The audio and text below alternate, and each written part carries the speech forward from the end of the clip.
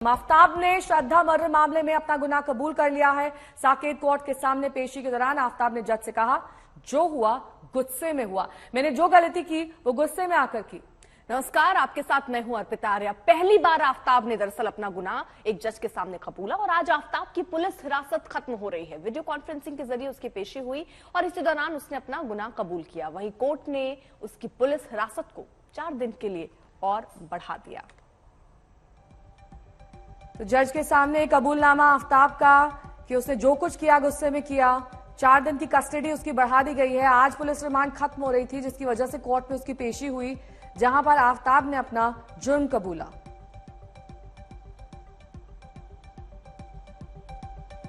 तो लगातार पुलिस की तफ्तीश तेज हो रही है और ऐसे में आफताब की कस्टडी को बढ़ाया जाना जरूरी था, क्योंकि लगातार वो जो भी गवाही दे रहा है वो सबूतों की तलाश को और मदद दे रही है। और ऐसे में अब घटना के दौरान इस्तेमाल किया गया वेपन उसे ढूंढा जाना बाकी है। इसके साथ ही कबूलनामा में क्या कुछ कहा गया ये भी हम आपको दिखाएंगे।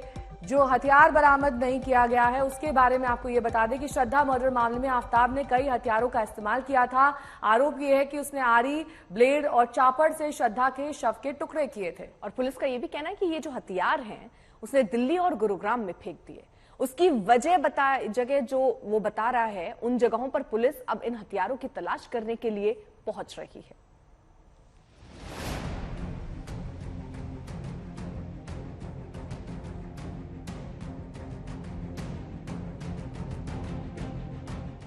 इलेक्ट्रिक आरी, ब्लेड, चापड़।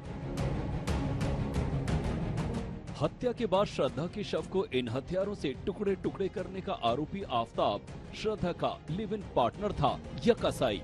अब ये सवाल अब हर किसी को झकझोर रहा है। 18 मई की रात कथित तौर पर गला दबाकर श्रद्धा की हत्या करने के बाद आफताब ने उसके शव के 35 टुकड़े कर दिए। पुलिस सूत्रों के मुताबिक किसी कसाई की तरह वो 10 घंटे तक श्रद्धा के शव को काटता रहा और फिर उन टुकड़ों के साथ साथ उसने हथियारों को भी ठिकाने लगा दिया। अदालत में उसके गुनाह को साबित करने के लिए पुलिस को इन हथियारों की बरामदगी के साथ ही ये साबित करना है कि श्रद्धा के शव को काटने के लिए उनका इस्तेमाल किया गया था। लिहाजा दिल्ली पुलिस सूत्रों के मुताबिक जब आफताब से इस बारे में पूछताछ की गई तो उसने 3 अलग अलग हथियारों के बारे में बताया। उसने बताया कि उसने एक इलेक्ट्रिक आरी का इस्तेमाल किया, साथ ही एक ब्लेड और एक चापड़ से श्रद्धा के शव के कई टुकड़े किए। आरी और ब्लेड से जहां लकड़ी या किसी दूसरी चीज के टुकड़े किए जा सकते हैं, वहीं चापड़ का इस्तेमाल खास तौर पर मीट काटने के लिए किया जाता है। इन हथियारों की खरीदारी ये बताती है कि आफताब ने कितनी प्लानिंग के साथ शव को ठिकाने लगाने का इंतजाम किया था। अब पुलिस के लिए इन तीनों हथियारों को बरामद करना जरूरी हो गया है। लिहाजा उसने जब आफताब से पूछा कि आखिर इन तीनों हथियारों को उसने कहां फेंका, तो उसने 2 इलाकों का जिक्र किया। उसने बताया कि आरी और ब्लेड को उसने गुरुग्राम के DLF फेज 3 की झाड़ियों में फेंका, वहीं चापड़ को मेहरौली की 100 फुटा रोड पर एक कूड़ेदान में फेंक दिया।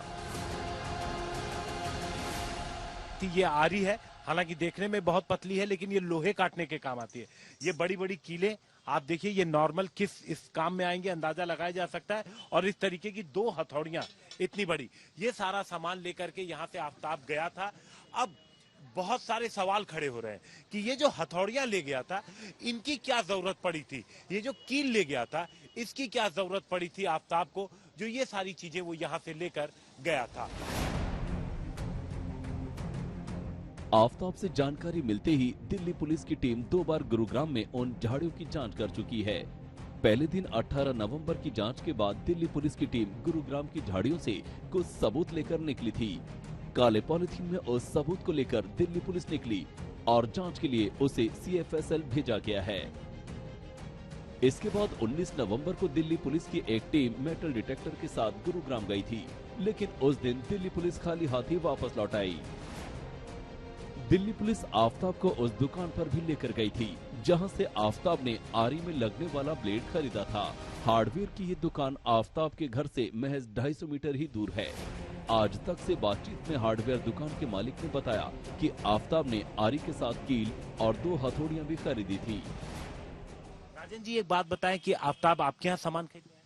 जी मेरे यहाँ आया था। कब की बात है ये जैसा वो कह रहा है कि भाई मई महीने में वो हमसे सामान खरीदने आया था, तो हम भी यही मान के चल रहे हैं कि मई। याद नहीं है? याद नहीं है सर, बहुत पुरानी बात हो चुकी लेकिन कंफर्म है कि आया? सर ये बात मैं नहीं कह सकता, ये बात सामने वाला कह रहा है कि भाई वो आया था। उसने पुलिस वाले के सामने वेरीफाई किया है कि भाई मैं यहाँ आया था और यहाँ से ये सामान खरीद के लेके गया। आफताब ने आरी और ब्लेड के अलावा कुछ दूसरी चीजें इस वजह से खरीदी ताकि दुकानदार उसे कारपेंटर समझे, यानी किसी को शक न हो कि वो किसी और मकसद से सामान खरीद रहा है। इस दुकान में सीसीटीवी कैमरा भी लगा है, लेकिन उसकी रिकॉर्डिंग 1 महीने बाद डिलीट हो जाती है और फिर से नई रिकॉर्डिंग शुरू हो जाती है। ऐसे में पुलिस के सामने अब उन हथियारों को बरामद करना जरूरी है जिनका ठिकाना आफताब ने बता दिया है। ये हथियार ही कोर्ट में उसके खिलाफ बेहद अहम सबूत साबित हो सकते हैं। हिमांशु मिश्रा, दिल्ली, आज तक। सारे हथियार जिसने श्रद्धा के मर्डर में इस्तेमाल किए, अब उनको अलग अलग जगहों पर, कुछ गुरुग्राम में, कुछ मेहरौली के जंगलों में, अलग अलग जगहों पर उसने फेंका। और वो ये भी कह रहा है कि क्योंकि वक्त लंबा हो चुका है इसलिए उसको बहुत सारी चीजें याद नहीं है। लेकिन पुलिस पूरी तैयारी में है, चाहे वो हिमाचल जाना हो, दिल्ली में तफ्तीश करनी हो या फिर मेहरौली के जंगलों में या गुरुग्राम में जाना हो। पुलिस एक एक एंगल को खंगालने में लगी है।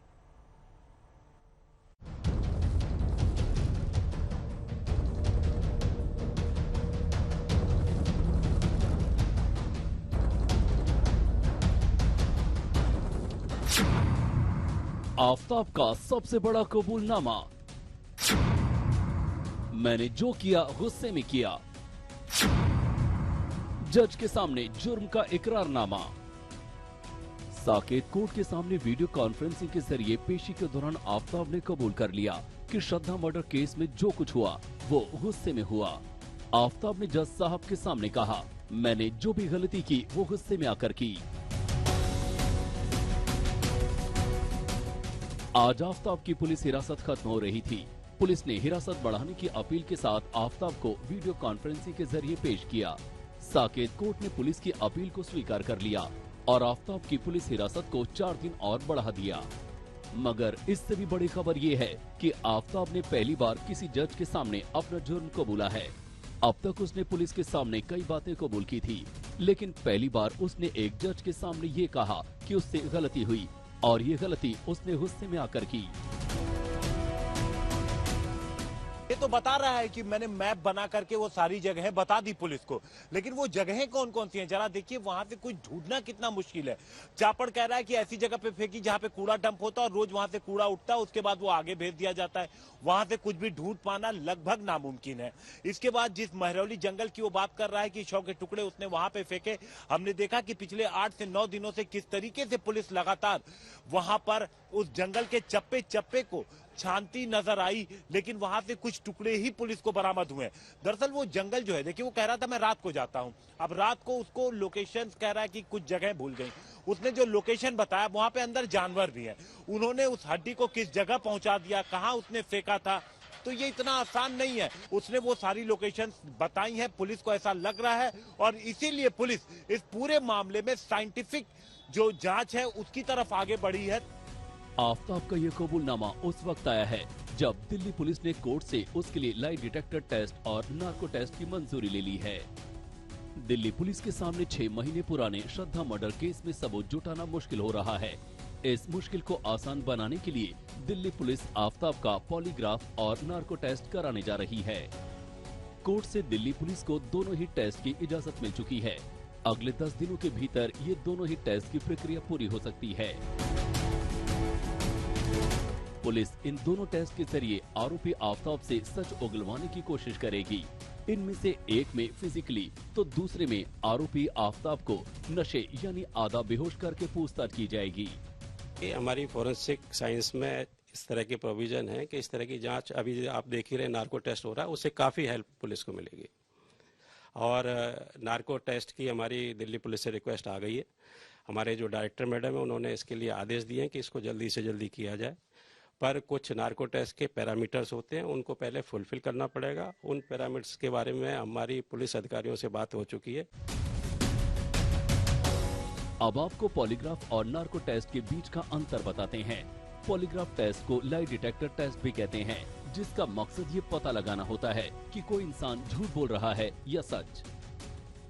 इसके लिए एक मशीन की मदद ली जाती है जो पूछताछ के दौरान शरीर में आने वाले बदलाव जैसे हार्ट रेट या ब्लड प्रेशर घटना बढ़ना, पसीना आना, सांस लेने के तरीके में बदलाव को नोट करती है।